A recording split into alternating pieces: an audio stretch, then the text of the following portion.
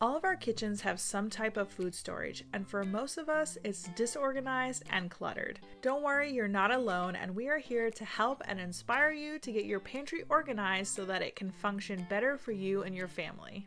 We talk a lot about decorating on our channel, but we strongly believe that to have a beautiful home, it helps to have an organized home, even if it's only semi-organized. We've already shown you how to organize your bedroom closet as well as how to declutter in general, but today we're taking our organizational skills to the kitchen and organizing our pantry home edit style. Welcome back to our YouTube channel. If you are new here, I am Carla from Vintage Hip Decor, and I want to welcome you to our kitchen. We would love to give our whole kitchen a completely updated makeover, but for today, we are focusing on sorting out our pantry. We have a tall, narrow cabinet with pull-out drawers that we use to store all of our food. The problem is that it's typically disorganized and cluttered, which causes us to not know what food we have before we go to the grocery store to buy more. We usually end up buying doubles of things that we already had, which leads to things going to waste, more clutter, and things spilling out when we open the cabinet door. Does that sound at all familiar to anybody else? Also, fun fact, we have a multi-generational living situation where my husband and I live together with my parents and my brother, and we all love to cook. We all share the same kitchen, so our pantry desperately needs this makeover to function better for our busy kitchen. So let's get straight into how we solve this problem in our home so you can feel empowered to get your pantry organized too. We love the look and functionality that clear plastic sorting bins can add to any space, so we knew we wanted to get some of those, which meant that our first step was to measure our pantry. So this one is 18 and a half by 20 and a half. We measured each shelf and pull-out drawer to see how much space we had to work with, and so that we could have that information handy while we shopped online for bins. We did our best to pick out the amount of bins that we thought we needed while trying to choose various sizes so that we could have lots of options. We will link the ones that we picked down in the description for you. Once they arrived, we got them all unwrapped and stacked by size so that they were ready to grab as we started to organize. Next came a very important step. We cleared everything out of our pantry. Oh, there's stuff all the way back here. Yeah, that shelf is very deep. Actually, all the shelves are deep, and that's why we want to get it better organized, because... I just totally threw that at you. Casualty. Do we have damage? No, not yet, not yet. We have so much flour. Oh my gosh. We keep buying more flour and not checking the cabinet, or what? Hopefully this will help us now. We'll be more organized so we don't overbuy. Yeah. This might seem like a daunting part of this project, but to organize all of your food properly, you need to get everything out so that you can see what you have and group similar items together as you're putting it all back later in the process. Don't know what that is. Rice and more rice. This is also a great time to check for any expired food and throw that out. And if you find you have extra food, try to pick some out to donate to a local food shelter. The main focus is to get everything out and pack it nearby so that you can assess what you have. Now that everything is cleared out, you can vacuum and wipe down your pantry shelves. We had one particularly messy drawer, so we gave that one a deep clean, but we just lightly wiped down the rest of them. I'm just using crud cutter, kitchen degreaser. When the cleaning was all done, we stopped to talk about our game plan. You know what, I think what we should do before we start unpacking everything is to see which bins would fit where. That's a good idea. And then we decide from there what goes in the bins. And then we sort through like as we go. Okay, so I guess bring one or two of every size? Yeah.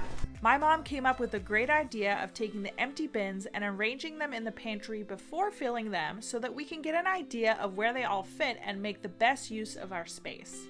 Earlier when we measured our cabinet, we also took notes on what we were currently storing on each shelf, and that came in very handy during this step while trying to determine where to use what size bins. Yeah, pasta, beans, panko. So I highly recommend making notes about what is working in your pantry to help you decide where to put things. We are out of room.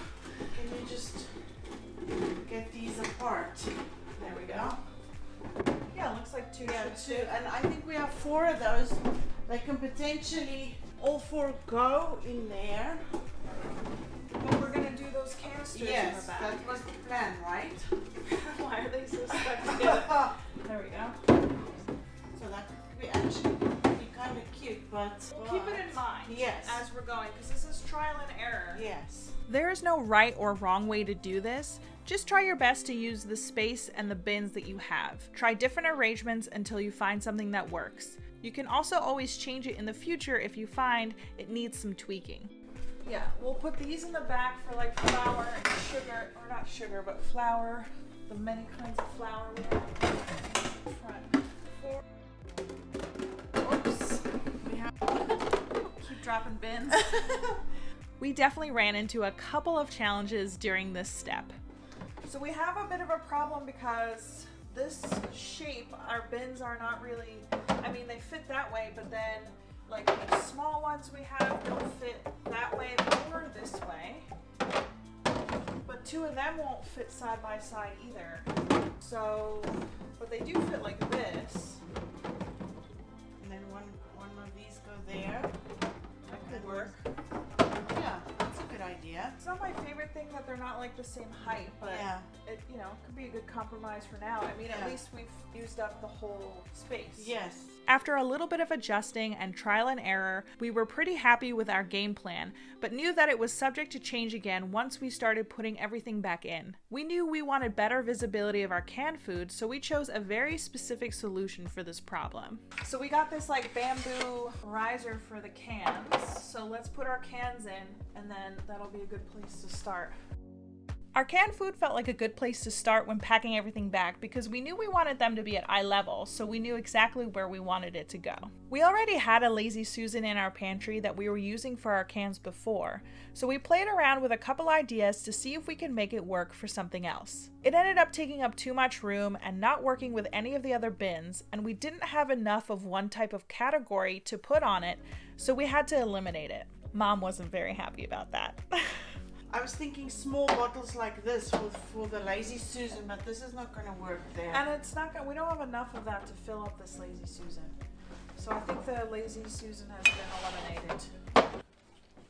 I'm not happy about that. I like it. I know. As we started putting back the rest of our food, we worked on things we definitely knew we wanted to put on certain shelves. We like keeping all of our different kinds of oils and vinegar down on the bottom shelf, so we corralled them all together in two of our biggest bins. We focused on keeping our most frequently used items in the front to keep them easily accessible. Let's keep this very accessible up front because we use this a lot. Personally, we had a lot of flour, mostly due to overbuying since we couldn't see what we had. So we decided that it would be best to pour our flour into containers so moving forward we can easily check how much we had at a quick glance. Try to use containers for things like flour, sugar, rice, cereal, pasta, beans, or any other large quantity dry goods that you have in your pantry. Then we used these super cute labels from Amazon to help specify what was in each container. We'll link these labels down in the description for you too. Even if you don't have a container for all of those things, try to combine any doubles that you might have. For example, we had 2 bags of open coconut, so I combined them in one bag to eliminate clutter.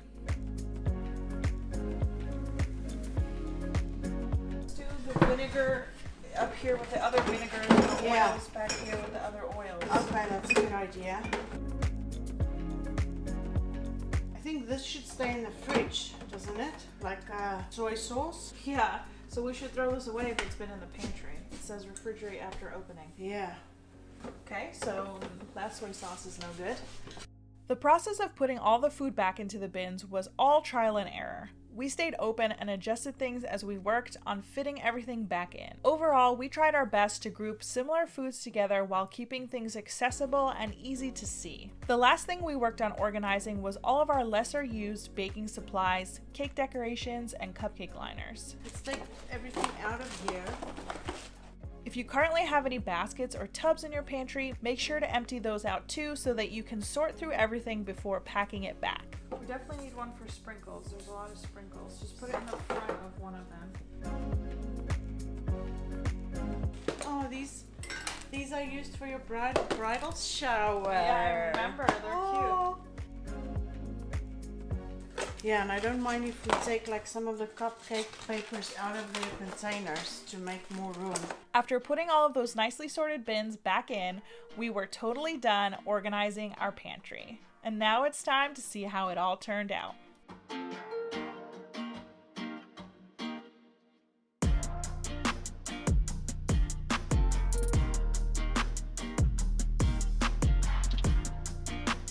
As always, I want to thank you for watching, and I hope that this inspired you to see your own home in a new light.